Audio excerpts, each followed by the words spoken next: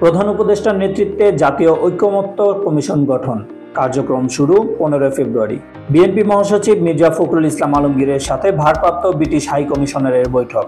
র্যাবের বিলুপ্তির বিষয়ে জাতিসংঘের প্রস্তাবে সবাই বসে সিদ্ধান্ত নেব, বললেন স্বরাষ্ট্র উপদেষ্টা। ছাত্রদের নতুন দলের সম্ভাব্য আহ্বায়ক নাহিদ, সদস্য সচিব আক্তার নাসির উদ্দিন। সংস্কার ছাড়া সুষ্ঠু নির্বাচন সম্ভব নয়, বললেন জামায়াত সেক্রেটারি অধ্যাপক মিয়া গোলাম পরওয়ার। এই ভূখণ্ডে হয় আমরা থাকবো, না হয় আওয়ামী লীগ থাকবে, বললেন হাসনাত আব্দুল্লাহ।